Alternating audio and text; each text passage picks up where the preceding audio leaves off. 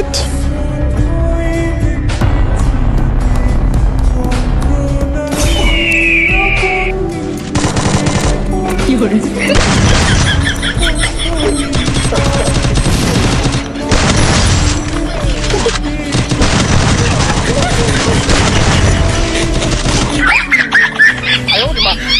আমাদের এই হাসানোর জন্য সেই শুধুমাত্র একমাত্র ব্যক্তি ছিল।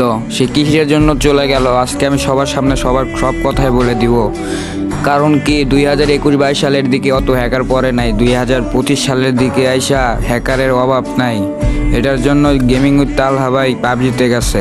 ম্যাচের ভিতর একটা ম্যাচ স্টার্ট দিলে একটা ম্যাচে হ্যাকার পড়তো, এটাই হচ্ছে অরিজিনাল কারণ। তালহা ভাই আর কিছু চাই না ভাই, প্লিজ আপনি ব্যাক আসেন।